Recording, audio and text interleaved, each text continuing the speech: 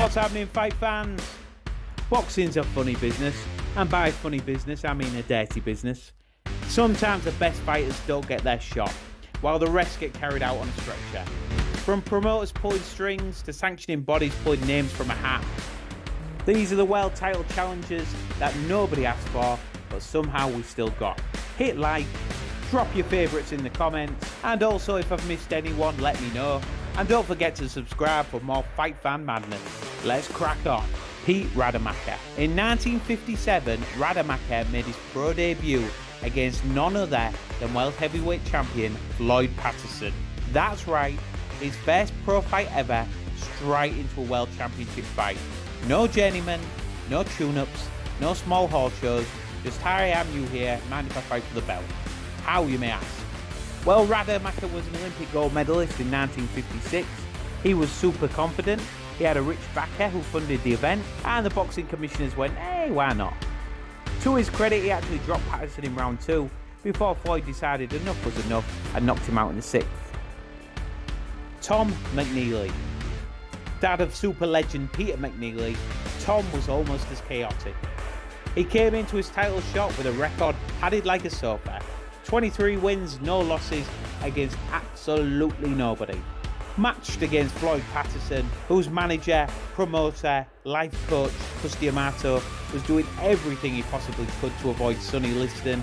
Tom got decked 11 times before being saved by the ref. McNeely promoted himself as the new Rocky Marciano. Reality said otherwise.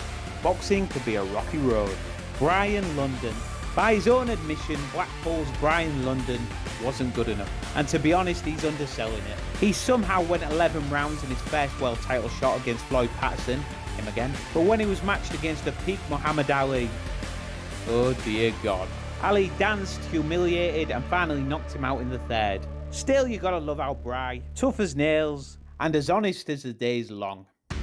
Jose Roman, the first Puerto Rican to fight for the heavyweight title. Unfortunately for Roman, he was matched against George Foreman. Yes, the same George Foreman who destroyed Joe Frazier in 2 rounds and Kenny Norton in 2 rounds. Roman managed 2 minutes. Foreman crushed the Roman Empire before it could even get started. Chuck Wepner. Yes, that Chuck Wepner. The guy who inspired the Rocky movies. He was known more for headbutts, low blows and bleeding a lot than he was for his boxing finesse.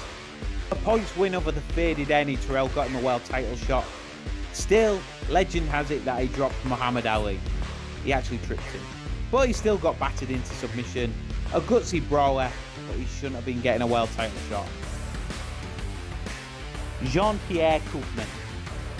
Muhammad Ali once said of Coopman's punches, they felt like a pillow in the wind. The Belgian Lion had beaten absolutely no one and looked more like a house cat. He got stopped in 5 and claimed it was an honour. I claim it's a bloody mystery. Richard Dunn. Halifax's Richard Dunn was chinny and limited. He was also the British heavyweight champion, but beating Danny McAlinden and Bunny Johnson shouldn't have got him anywhere near a world title shot. The brave Brit was fed to a 34-year-old Muhammad Ali and was dropped 5 times. Richard's world title aspirations were effectively done in his next title fight when Joe Bugner returned to the ring and iced him in 1. Alfredo Evangelista.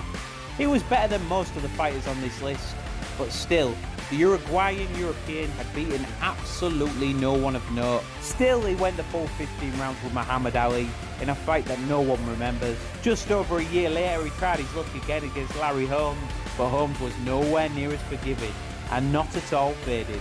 The result, Holmes turned him into Alfredo Pasta. Lucian Rodriguez. The second of 4 useless Europeans to get a title shot. The Frenchman Rodriguez squared off against Larry Holmes, and Holmes toyed with him like a cat with a string. It was a more sparring session than a showdown. Holmes won easy. Lorenzo Zanin. Zanin had been KO'd by both Bugner and Evangelista before Holmes gave him a title shot. Larry got bored and got him out of there in 6. Surely Larry Holmes has cleared out every single undeserving European heavyweight of the 80s. Not quite, there's one left. Stefan Tangstad.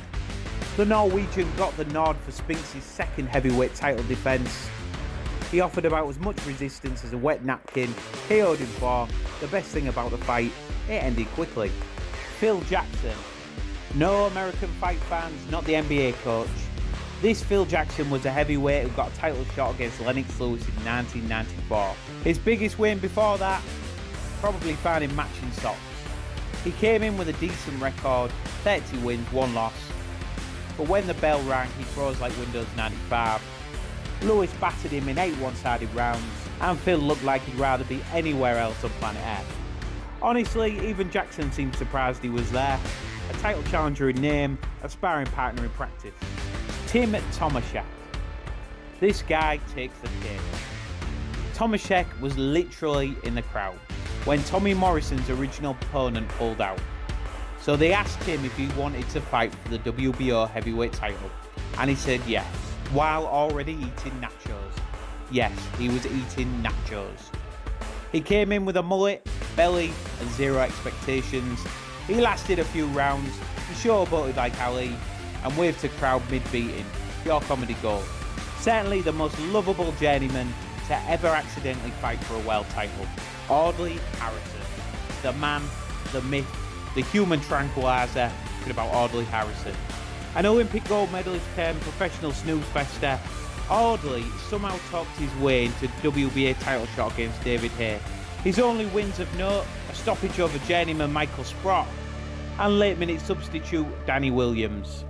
His performance was absolutely legendary for how little he did. 1 punch in 3 rounds. 1. David Haye finished him in round 3. The fans in attendance and those who had paid for the pay-per-view left absolutely fuming. At least we did get to see Audley with a very snotty nose.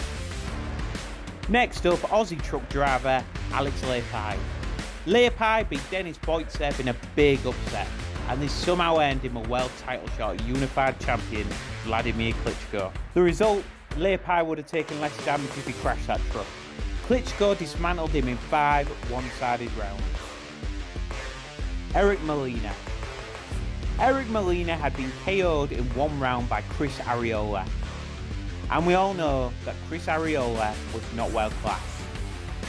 But somehow, he landed a shot at WBC champion Deontay Wilder, presumably on the back of his knockout victory over the much smaller, much older, past his best Tom Sadamek. To be fair to Molina, he gave it a go, but got sparked in round 9. He somehow went on to also get a title shot against AJ, unsurprisingly got sparked out again, this time in 3. Boxing's funny like that. Vaughn Bean.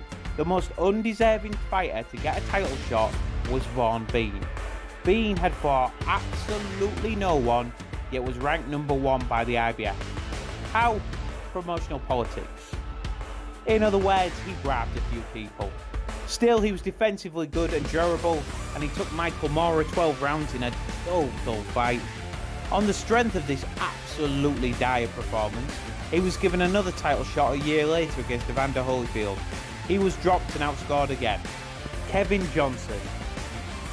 Kingpin talked a good game, but he'd beaten absolutely nobody of note prior to his world title shot, unless you include the ghost of Bruce Seldon and Devin Vargas. And I certainly bloody don't. Matched against Vitaly Klitschko, Kingpin was in survival mode from the contract signing, and somehow he succeeded in doing absolutely nothing. Klitschko widely outscored him over 12. And there you have it. Some of the most accidental heavyweight title challenges in boxing history. Men who talked their way in, tripped their way in, or just had the right manager on speed dial. Some gave it a go, others gave up halfway through the ring walk. But hey, they lived the dream, briefly. If you enjoyed this trip through the bizarre backdoor of heavyweight history, hit the subscribe button, drop a comment with your favourite, how did he get a title shot moment, and we'll be back soon, digging up some more boxing madness you won't believe actually happened. Until next time, stay sharp, fight fans.